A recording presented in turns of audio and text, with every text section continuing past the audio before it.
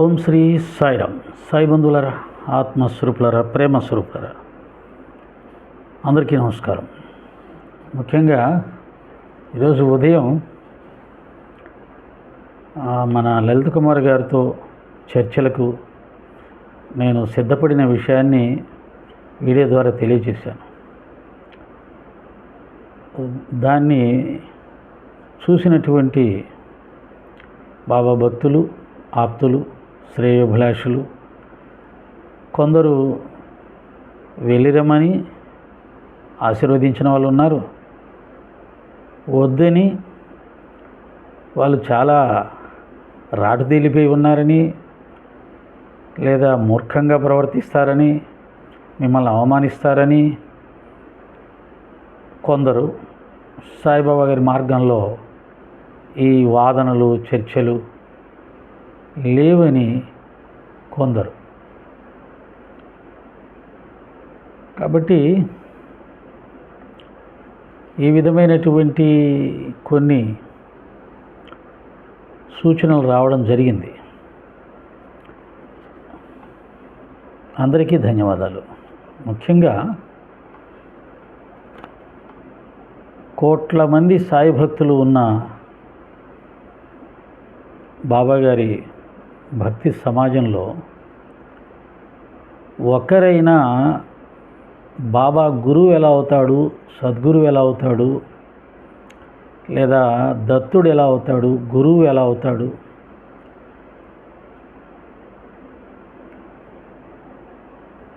అని చెప్పలేని సాయి సమాజం ఉంది అని వారు ఛాలెంజ్ విసురుతూ ఉన్నప్పుడు, బాబా అంటే ఏమిటో ఇన్ని సంవత్సరాలుగా మనం అనుభవిస్తూ ఉన్నప్పుడు,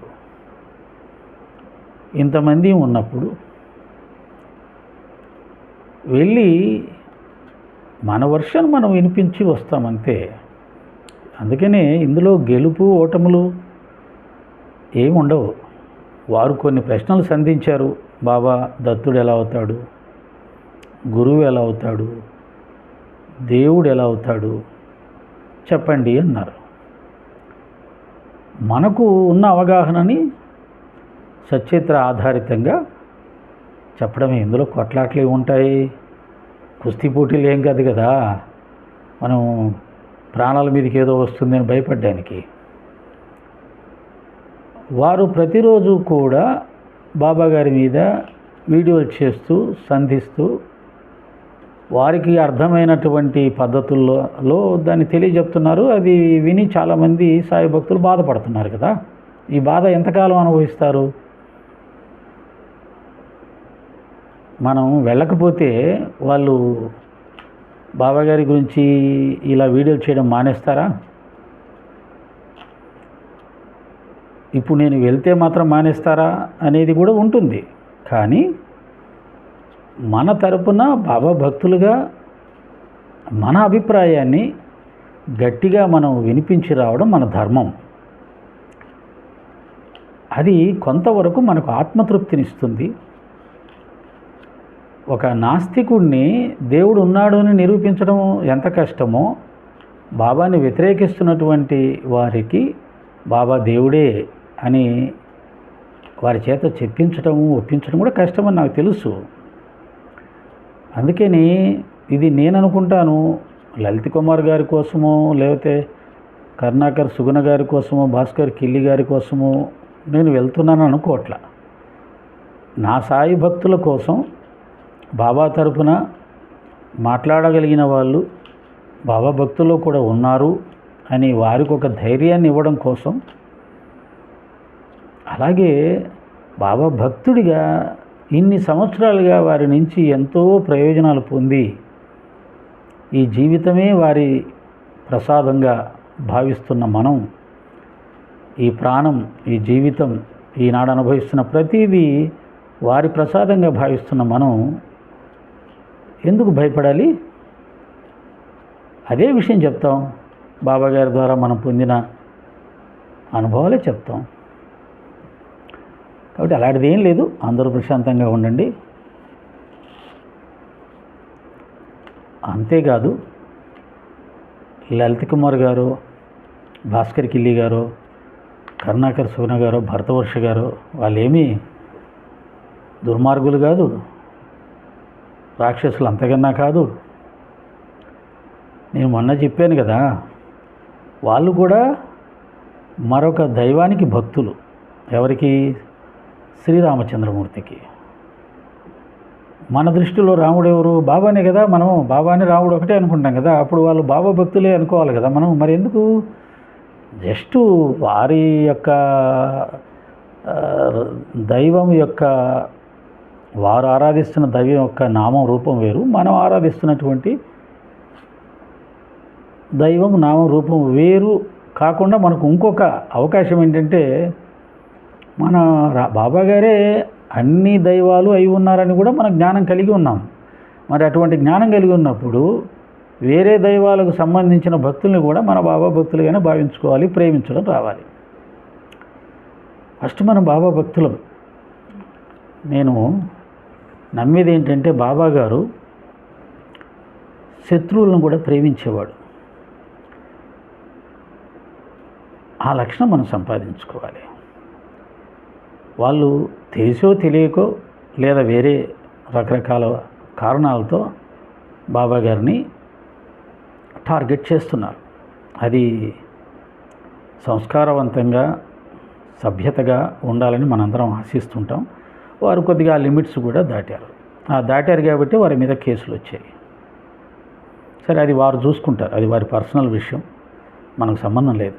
నాకు సంబంధం ఏంటంటే, వారు అడిగింది బాబా గారు తన భక్తులని కాపాడిన విధానం కానీ, ప్రేమించే విధానం కానీ మా రామకృష్ణులతో సమానంగా ఉంటుందా, వారితో వారు పోటీ పడగలరా అన్నారు. అది కూడా నేనేమి వాళ్ళతో పోటీ అని చెప్పలేదు. బాబా గారు మనని రక్షించిన విధానం, మనని ప్రేమించే విధానం, మన చేత వారిని ప్రేమించేలా చేస్తుంది, వారినే పూర్తిగా మనసు నిండా నింపుకునేలా చేస్తుంది, వారినే లోకంగా చేసేలా చేస్తుంది. ఇది ఒక రకమైనటువంటి భక్తి స్థితి, సాధనా స్థితి అని చెప్పామే తప్ప రామకృష్ణులతో సమానమని, ఎక్కువ తక్కువలని మనం చెప్పలేదు. వారు అలా అనుకున్నారు. అందుకని ఈ విషయంలోనే చర్చించుకుందాం రండి అని ఆయన అన్నారు. ఆ విషయంతో పాటు బాబా దత్తుడు ఎలా అవుతాడు, గురువు ఎలా అవుతాడు, అసలు ఆయన అవతార కార్యాలు ఏమిటి, ఈ విషయాలు కూడా చెప్పగలిగితే రండి అన్నాడు. అవన్నీ మన దగ్గర చెప్పగలం కదా. అందుకనే నేను దానికి సిద్ధపడ్డాను. ఇంకోటి ఏంటంటే, నేను లలిత్ కుమార్ విషయంలో నాకేమీ ఇబ్బంది ఏం లేదు. నేను అతన్ని మొదటి నుంచి పరిశీలిస్తున్నాను. నాకు కొద్దిగా ముఖ కవలికలు చదివే శాస్త్రం ఇచ్చాడు రామకృష్ణ పరమహంస. కాబట్టి అతని ముఖ కవలికలను బట్టి అతను మొహమాటస్తుడు, పైకి అలా గంభీరంగా మాట్లాడుతూ ఉన్నా కానీ నోటికొచ్చినట్టుగా మొహమాటస్తుడు. ఎక్కడ మొహమాటం ఉంటుందో అక్కడ మంచితనం ఉంటుంది. కనుక లలిత్ కుమార్ విషయంలో మీరేమీ వర్రీ అవ్వద్దు. అతను మీ సాయిదాస్ గారిని ఆయన ఏం చేయడు, చక్కగా రిసీవ్ చేసుకుంటాడు. చర్చ కూడా చాలా ప్రశాంతమైన వాతావరణంలో జరుగుతుంది. ఎందుకంటే ఈ చర్చకి బాబాగారి అనుమతి వచ్చింది. నేను బాబాగారికి కొంతకాలం క్రితం ఒక మాట చెప్పాను. అయ్యా, లలిత్ కుమార్ని మిమ్మల్ని బాగా అవమానించాడు, కాబట్టి లలిత్ కుమార్తో చర్చ చేయాలంటే అతను క్షమాపణ చెప్తే కానీ నేను చర్చలకు రానని అన్నాను. కానీ ఇప్పుడు చూస్తుంటే పరిస్థితులు పూర్తిగా మారిపోయాయి. నీ తరపున మాట్లాడడానికి ఎవ్వరూ లేరు అని ఒక పెద్ద అపవాదం వచ్చేస్తుంది. ఇన్ని కోట్ల మందిలో బాబాగారిని దేవుడని, గురువు అని నిరూపించే వాళ్ళు ఒక్కరు లేరు అని ఎగతాళి చేస్తుంటే ఎంతకాలం ఉండాలి? కాబట్టి బాబా, ఒక చిన్న రిక్వెస్ట్ ఏమిటయ్యా అంటే, నేను ఎక్కడో ఇక్కడ ఉంటున్నాను, నేను హైదరాబాద్లో ఉండే వ్యక్తిని కాదు కాబట్టి నేను ఎవరికి తెలియదు.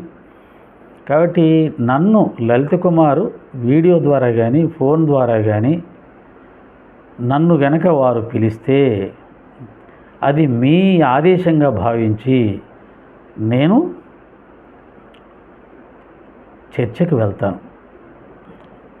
లలిత్ కుమార్ గారు ఫోన్ ద్వారా కానీ, వీడియో ద్వారా కానీ నన్ను చర్చలకు ఆహ్వానిస్తే అది మీ ఆదేశంగా భావించి వెళ్తానన్నాను. ఆ ఆదేశం నిన్న వచ్చింది. వారు నా మీద వీడియో చేశారు, రమ్మన్నారు. కాబట్టి ఇది బాబాగారి ఆదేశంగా భావిస్తూ నేను సిద్ధమై ఆ నిర్ణయం తీసుకోవడం జరిగింది. మరొకసారి చెప్తున్నాను, లలిత్ కుమార్ గారి విషయంలో ఎవరు భయపడొద్దు. పిల్లవాడు మంచివాడు. అతను వీడియోల్లో చూసే అంత అదేమి కాదు, చాలా మంచివాడు. కనుక అతని మంచితనాన్ని మనము ఉపయోగించుకొని చక్కగా ఈ కార్యక్రమంలో పాల్గొని బాబాగారి మీద వారు సంధించిన ప్రశ్నలకు సమాధానాలు చెప్పి వస్తే నాకు తృప్తి, మీకు తృప్తి అనుకుంటాను. ఇది కూడా మీకు చెప్పాలని ఈ సచ్చరిత్ర పారాయణానికి ముందు మీరేం కంగారు పడకండి. లలిత్ కుమార్ గారి విషయంలో బాబా గారు ఉన్నారు, వారు చూసుకుంటారు. అంతా బాబానే కదా నడిపించేది. దీని వెనకాల పెద్ద స్కెచ్ ఉంటుంది బాబా గారికి. అది అయిపోయినాక తెలుస్తుంది. నాకు ఆ నమ్మకం బలంగా ఉంది. ఏం జరిగినా ఊరికి ఏమి జరగదు, దాని ప్రయోజనం ఏదో ఉంటుంది. ఎప్పుడు చెప్పినట్టుగానే దీని ద్వారా సాయి భక్తులు మనం కొంత నేర్చుకోవాల్సి ఉంది. అలాగే బాబాగారి వ్యతిరేకించే వాళ్ళు నేర్చుకోవాల్సి ఉంది. ఇంకా చాలా చాలా బాబాగారి లక్ష్యాలు ఉంటాయి.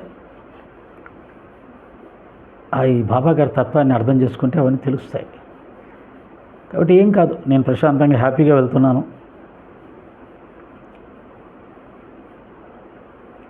మీరు ప్రశాంతంగా ఉండండి. సచ్చరిత్ర ఓవి టు ఓవిలో మనం హేమాడ్ పంత్ గారు బాబాగారి గోధుమల నీళ్ళు అయిపోయిన తర్వాత సచ్చరిత్ర రాయాలని సంకల్పించుకున్న తర్వాత శ్యామ వెళ్ళి బాబాను అడిగితే బాబా అభయప్రదానం చేస్తూ సచ్చరిత్ర రాస్తే ఏమొస్తుంది, వింటే ఏమొస్తుంది, గానం చేస్తే ఏమొస్తుంది అనే గొప్ప విషయాల్ని మనకు తెలియజేశాడు. అవి అయిపోయిన తర్వాత నాకు హేమాడ్ పంత్ అని బాబా ఎందుకు పేరు పెట్టాడని మీకు చెప్తాను అన్నాను కదా. అసలు ఆయన పేరేంటి? అన్నా సాహెబ్ దాబోల్కర్.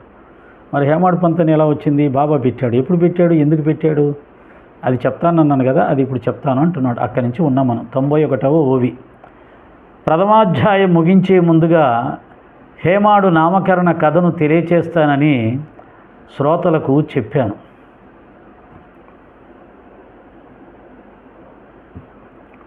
కథ మధ్యలో ఈ ఉపకథను వింటే దీని యుక్తాయుక్తత తెలుస్తుంది.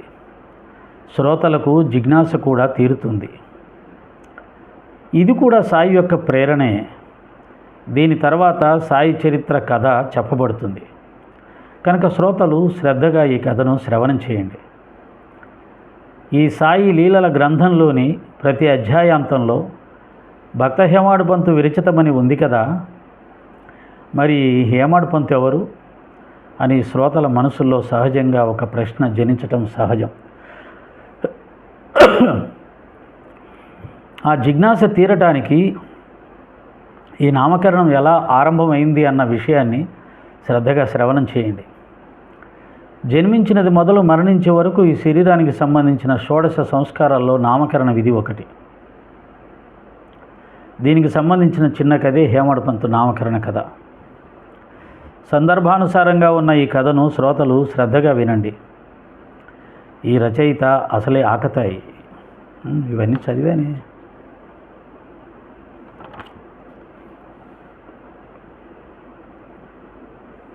అట్లే వాచాలుడు కూడా ఇతరులను నిందించే బుద్ధి కలిగి జ్ఞానగంధం లేనివాడు. సద్గురు మహిమ తెలియదు. దుష్టబుద్ధి మరియు కుతర్కాల ప్రతిమామూర్తి. ఎప్పుడూ తన తెలివి యొక్క గొప్పతనాన్ని చాటుకుంటూ ఉండే వాద వివాదాలలో తత్పరుడు. ఇదంతా చెప్పాను, నా గురించి కూడా చెప్పుకున్నాను. ఈ లక్షణాలు నాకు కూడా ఉన్నాయని. అయినా కేవలం అదృష్టవశాత్తు ప్రబలమైన ప్రారంధ కర్మానుసారంగా సాయి యొక్క చరణకమలాల దర్శనమైంది. భక్తశ్రేష్ఠులైన కాకసాహెబ్ దీక్షిత్, నానాసాహెబ్ చంద్రకలతో రుణానుబంధం లేకపోతే నేను షిరిడీ వెళ్ళగలిగి ఉండేవాడినా? అలాగే నాకు కూడా బాబా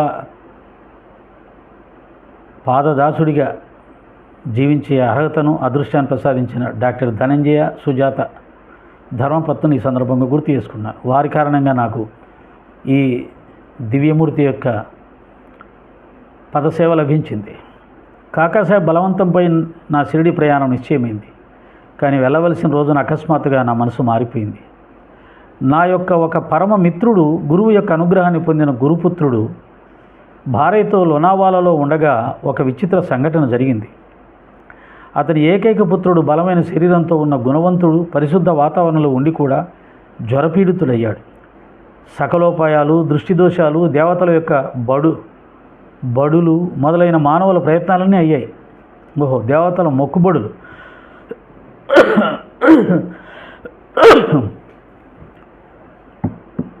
గురువును తీసుకొని వచ్చి ఆ బాలుని సమీపంలో కూర్చుండబెట్టారు. అయినా చివరికి ఆ బాలుడు చనిపోయాడు. ఇలాంటి దుర్ఘటన నుండి మరియు దుర్భర సంకటం నుండి తప్పించుకోవడానికి గురువును బాలుని వద్ద ఉంచినా అంతా వ్యర్థమైపోయింది. ఈ ప్రపంచం మహా విచిత్రమైంది. ఎవరి పుత్రుడు, ఎవరి భార్య, అందరూ కర్మతంత్రానికి బద్ధులు. విధిని ఎవరూ తప్పించుకోలేరు. ఈ బాలుని మరణ వార్త చెవిన పడగానే నా మనసుకు అత్యంత దుఃఖం కలిగింది. ఏకైక పుత్రుని రక్షించలేని గురువు యొక్క ప్రయోజనం ఇదేనా? ప్రారబ్ధ కర్మ యొక్క ప్రాబల్యాన్ని చూచి సాయి దర్శనానికి వెళ్ళాలన్న నా నిశ్చయం మారిపోయింది. అసలు షిరిడి ఎందుకు వెళ్ళాలి? నా స్నేహితుని పరిస్థితి ఏమైంది? గురు సాంగత్యం వల్ల ఏం లాభం? మన కర్మకు గురువు ఏం చేస్తాడు? నొసట వ్రాసినట్లే జరగనున్నప్పుడు గురువు లేకపోతే మాత్రం ఆగిపోయేది ఏముంది అన్న ఆలోచనలతో నా షిరిడి ప్రయాణం ఆగిపోయింది. ఇది తర్కం ఉన్నవాళ్ళు, కాస్త తెలివితేటలు ఎక్కువగా ఉన్నవాళ్ళు, హేతువాద దృష్టితో ఆలోచించే వాళ్ళు ఇలాగే ఆలోచిస్తారు కొంతమంది. ఇవి కొంత తెలివితేటలు, వివేకం ఎక్కువగా ఉన్న వాళ్ళ లక్షణాలు. ఇటువంటి వాళ్ళ కనుక భక్తి అబ్బిందా, నమ్మకం కుదిరిందా, ఎక్కడికో వెళ్ళిపోతారు. అందుకని హేమడ్ పంత్ గారు ఎక్కడికో వెళ్ళిపోయారు. మన స్థానాన్ని వదిలి గురువు వెంట పరిగెత్తడం ఎందుకు? సుఖంగా ఉన్న ప్రాణాన్ని కష్టపెట్టడం ఎందుకు? సుఖంగా ఉండడం ప్రాణం కష్టపెట్టడం అంటే గురువుగారు ఎక్కడ అనుకుంటే అక్కడికి వెళ్ళాలి. ఆయన రమ్మన్నప్పుడు వెళ్ళాలి. ఆయన చెప్పిన బాధ్యతలన్నీ చేయాలి. తూచా తప్పకుండా చేయాలి, కాదనకుండా చేయాలి, సహనంతో చేయాలి, ఎంత కష్టమైనా చేయాలి. గురువు అంటే అన్ని బాధ్యతలు ఉంటాయి. కాబట్టి ఎందుకు అనవసరం కష్టం గురువుని పెట్టుకోవడం? ఏం చేస్తాడు గురువు? మన కర్మను తొలగించలేనప్పుడు గురువుని ఎందుకు పట్టుకోవాలా? ఇన్ని కష్టాలు ఎందుకు పడాలి? మంచి లాజికే కదా. చాలా తెలియగలవాడు హేమడ్ పంత్ గారు. యాదృచ్ఛికంగా ప్రాప్తించిన సుఖదుఖాలను అనుభవించాల్సిందే. జరగనున్నదాన్ని ఎవరూ తప్పించలేనప్పుడు గురువు వద్దకు వెళితే ఏమవుతుంది అని షిరిడి వెళ్ళటం మానుకున్నాను. ఇలాగే ఆలోచించండి అందరూ ఇలాగే ఆలోచించాలా. మన జీవితంలో మన కర్మలు తొలగనప్పుడు, మన కష్టాలు పోనప్పుడు, రోగాలు పోనప్పుడు, ఏం ప్రయోజనం లేనప్పుడు బాబాని ఎందుకు పట్టుకోవాలి అని ఆలోచించండి.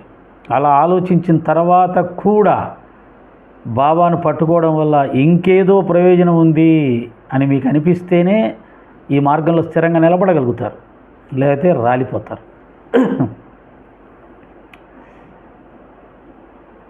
కానీ కర్మార్జితం వద్దనుకున్నా వెంటపడుతుంది. అదృష్టాన్ని ఎవరూ ఆపలేరు. అదే నన్ను షిరిడీకి లాక్కుని వెళ్ళింది. నానాసాహెబ్ చందోర్కర్ ఠానా ప్రాంతాధికారి పని మీద వసైకి వెళ్తూ ఠానా నుండి దాదర్ వచ్చి కొంతసేపు ఆగాడు. వసైకి వెళ్ళే రైలుకు 1 గంట వ్యవధి ఉంది. ఆ సమయాన్ని సదుపయోగం చేయాలని అతనికి ప్రేరణ కలిగింది. వెంటనే కేవలం బాంద్రా వరకు వెళ్ళే రైలు బండిలో కూర్చున్నాడు. బండి బాంద్రాకు చేరగానే నాకు కబురు పెట్టాడు. నేను వారిని కలుసుకున్న తక్షణమే షిరిడీ కథ మొదలైంది. సాయి దర్శనానికి ఎప్పుడు బయలుదేరుతున్నారు? ఎందుకు బద్దకిస్తున్నారు? ఎందుకు ఇంకా కాలయాపన చేస్తున్నారు? మనసులో ఇంకా నిశ్చయం చేసుకోలేదే అని ప్రశ్నించాడు. అతని ఆతృతను గమనించి నేను మనసులో లజ్జితునయ్యాను.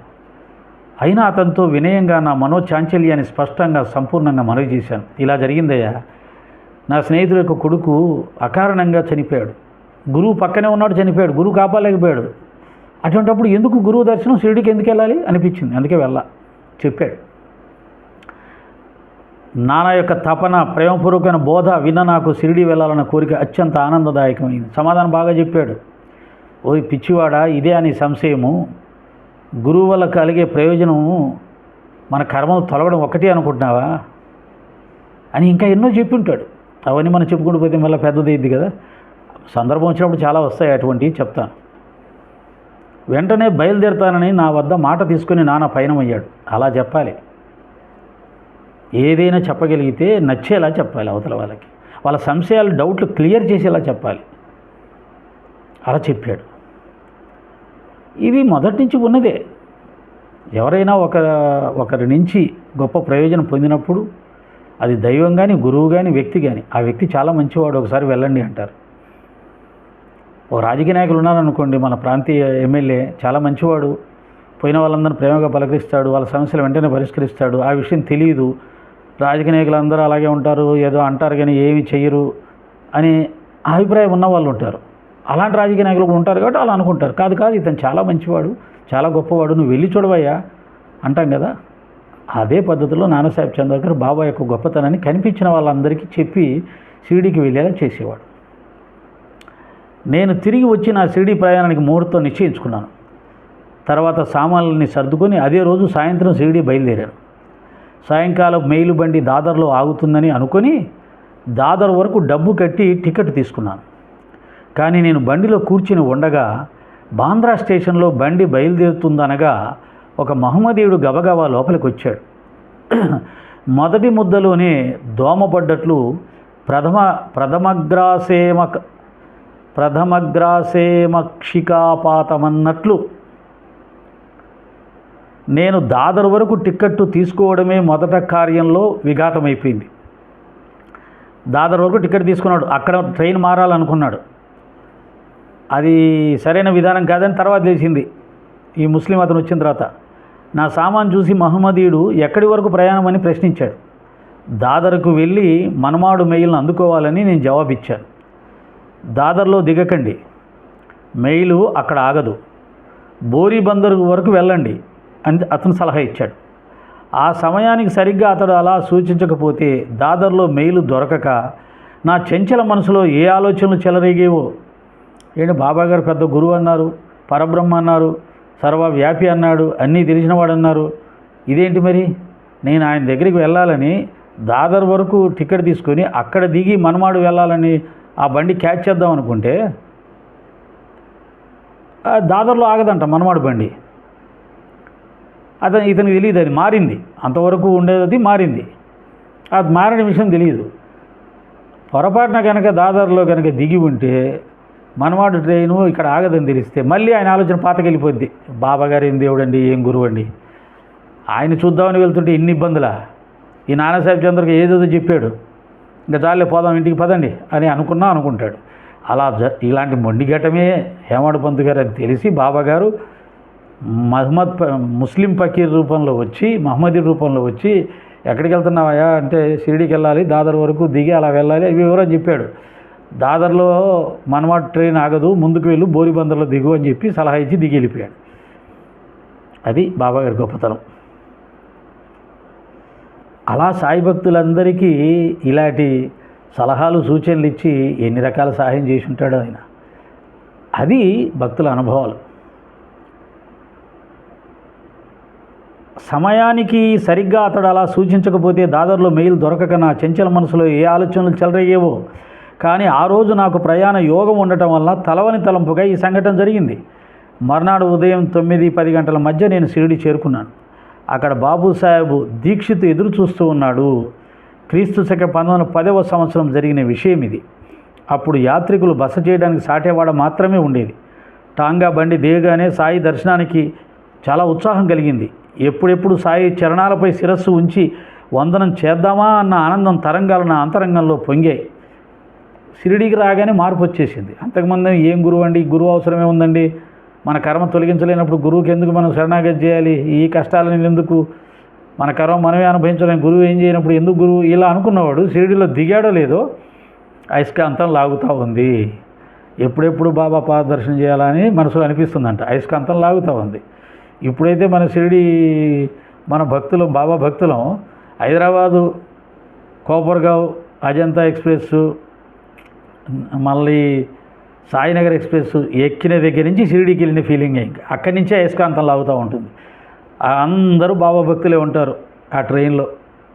మాట్లాడేవాళ్ళు మాట్లాడుకుంటూ, హారతలు ఇచ్చేవాళ్ళు హారతలు ఇచ్చుకుంటూ, పాటలు పాడేవాళ్ళు పాటలు పాడుకుంటూ, భజనలు చేసేవాళ్ళు భజనలు చేసుకుంటూ, హైదరాబాద్ స్టేషన్ కదిలినప్పటి నుంచే బయలుదేరతారు. అది బాబా యొక్క శక్తి ఆకర్షణ. ఇంతలో ప్రసిద్ధుడు సాయి యొక్క పరమభక్తుడు తాత్యా సాహెబ్ నూల్కర్ మసీదు నుండి వచ్చి త్వరగా దర్శనం చేసుకోండి అని అన్నాడు. బాబా భక్తమణులతో సహా వాడా చివర ఉన్నాడు. త్వరగా వెళ్ళి ధూళి దర్శనం చేసుకోండి. తర్వాత బాబా లెండికి బయలుదేరతారు. అంటే ధూళి దర్శనం అంటే కాళ్ళు చేతులు కడుక్కోక్కర్లేదు, స్నానం చేయక్కర్లేదు, ఎలా ఉంటే అలా చేసుకోవచ్చు. ఈ ధూళి దర్శనం ఎక్కువగా పరమేశ్వరుడి దర్శనానికి వెళ్ళిన వాళ్ళు, అంటే శైవ క్షేత్రాలకు వెళ్ళినప్పుడు మా శ్రీశైలంలో కూడా ధూళి దర్శనం చేసుకుంటారు. అంటే స్నానం చేసుకోకుండానే వెళ్ళి శివయ్య దర్శనం చేసుకొని రావచ్చు, ముట్టుకోవచ్చు ఆయన్ని చక్కగా. అలాగా షిరిడీలో కూడా ధూళి దర్శనం అనేది ఒకటి ఉంది, ఇప్పుడు కూడా ఉంది. స్నానం చేయకపోయినా, కాలు చేతులు కడుక్కోకపోయినా దిగిన వెంటనే వెళ్ళిపోయి ముఖ దర్శనం చేసుకుంటాం, బాబా దర్శనం. అలాగా అందుకని బాబాని ఈశ్వరు అవతారం అని కూడా అంటూ ఉంటారు. ఈ ధూళి దర్శనం ఈశ్వరుడికే ఉంటుంది. స్నానం అది ముగిసిన తర్వాత బాబా లెండి తోట నుండి తిరిగి వచ్చాక మసీదుకి వెళ్ళి మరల వారిని తీరికగా దర్శనం చేసుకోవచ్చు అని అన్నాడు. ఆ మాట విని నేను త్వరగా బాబా ఉన్న స్థలానికి పరుగులు తీసి ధూళితో వారి పాదాలకు సాష్టాంగ నమస్కారం చేశాను. నాకు పట్టలేనంత ఆనందం కలిగింది. నానాసాహెబ్ చెప్పిన దానికంటే అధికంగా ప్రత్యక్షంగా సాయిబాబాను చూసి వారి దర్శనంతో నేను ధన్యున్నయ్యాను. నా నయనాలు సజలమయ్యాయి. ఎన్నడూ కనీ విని ఎరగనట్టి మూర్తిని చూసి నా దృష్టి నిశ్చలమైపోయింది. నా ఆకలి దప్పులు హరించిపోయాయి, ఇంద్రియాలు నిశ్చయమయ్యాయి. సాయి యొక్క చరణ స్పర్శ, వారితో సంభాషణ, ఇవే ఈ జీవితానికి పరిపూర్ణత. అప్పటి నుండి నూతన జీవితం.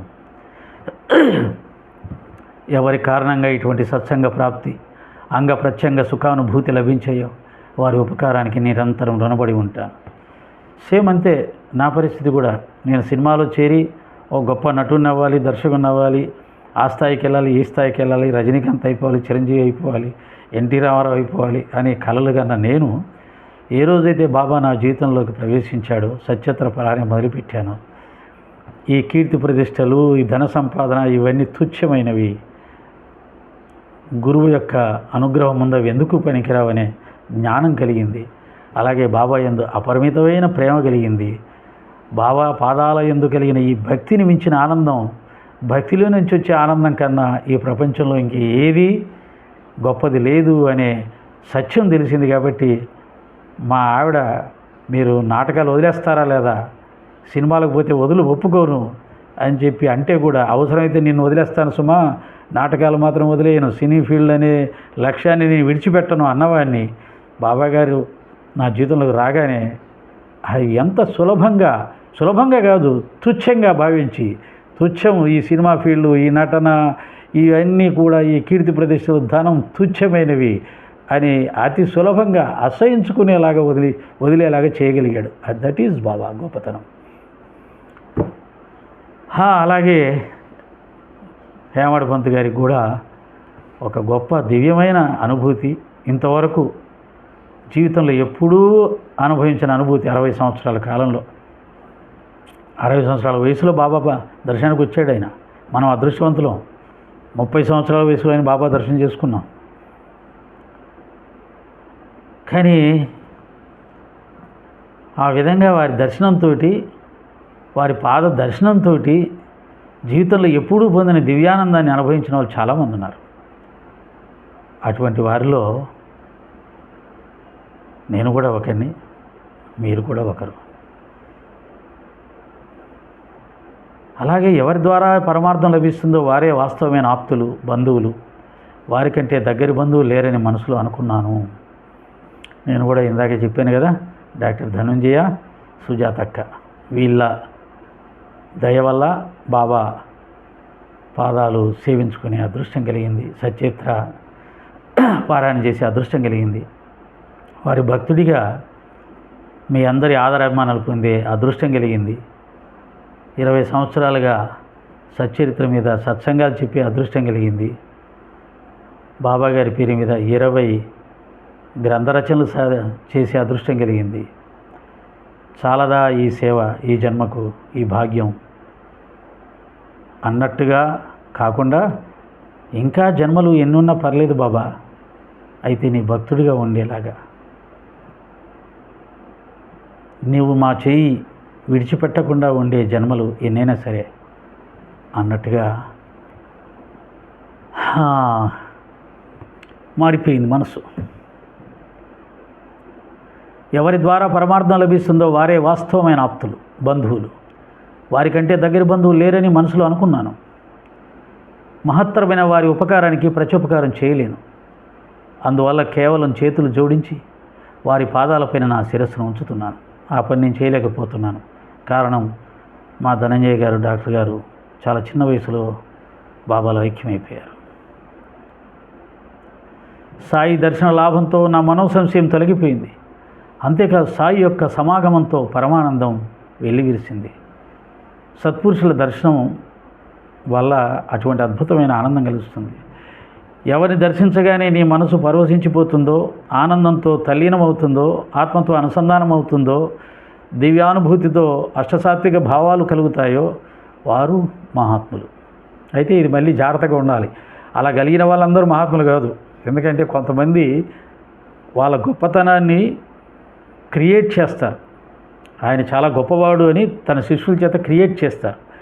ఆ క్రియేట్ చేసిన గొప్పతనం కొంతమంది నిజం అనుకొని ఆ గొప్ప వ్యక్తి దగ్గరికి వెళ్తున్నాను, అతను చాలా గొప్పవాడు అనే భావనతో వెళ్ళి అతను పట్టుకోగానే పడిపోతుంటారు. ఇది నరాల బలహీనత, మానసిక బలహీనత, కానీ ఆ వ్యక్తుల గొప్పతనం కాదు. ఇది కూడా చాలా కష్టం తెలుసుకోవాలంటే. అవధూతను పిచ్చివాడిని తెలుసుకోవడం ఎంత కష్టమో, మహాత్ముల్ని మహాత్ములాగా నటిస్తూ ప్రచారం ద్వారా మహాత్ములు అనబడే వాళ్ళు కొంతమంది ఉంటారు. ఈ ఇద్దరి ద్వారా ఒకే రకమైన వైబ్రేషన్స్ పొందుతారు కొంతమంది. కానీ వాళ్ళ ఇద్దరిలో సత్యం ఎవరని తెలుసుకోగలిగిన వాళ్ళే వివేకవంతులు. వారే ఆధ్యాత్మిక మార్గంలో ముందుకు వెళ్తారు. గుడ్డిగా 4 మాటలు చెప్పగానే అబ్బా సాయిదాస్ గారు గొప్పవారు, గురువు గారు అని అనుకుంటే అది గుడ్డితనం, అజ్ఞానం.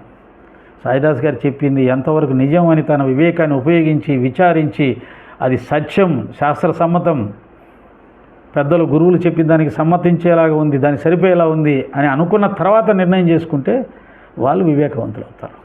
వాళ్ళే ఆధ్యాత్మికంగా ముందుకు వెళ్తారు సుమా. అలా ఆలోచించాలని మీరు కూడా ఎవరు దగ్గరికి వెళ్ళినా, ఎవరు చెప్పినా సత్య వివేకంతో విచారణ చేసి సత్యం గ్రహించి దాన్ని ఆ శక్తిని పెంచుకోవాలి తప్ప గుడ్డిగా ఆచరించారా పొరపాటున వేషధారుల చేతిలో పడ్డారు, జీవితాలు నాశనం అవుతాయి. జాగ్రత్త. సరే, ఒక మిత్రుడు మన యూట్యూబ్ ఛానల్లో ఉన్నాడు. సార్ సచైత్ర పారాయణ పెట్టలేదు ఈరోజు గురువారం అన్నాడు. అలా గుర్తు చేసినందుకు ఆయనకు ధన్యవాదాలు. ఈ మహా అవకాశం అతని వల్లనే నాకు లభించింది ఈరోజు. లేకపోతే నేను ఈరోజు మర్చిపోయేవాడినే. ఎందుకంటే ఈ లలిత కుమార్ గారితో మనం చర్చలకు వెళ్ళాలి కాబట్టి దానికి సంబంధించినటువంటి హోంవర్క్ చేసుకుంటూ ఉండిపోయా. ఓకే, సాయిరామ్.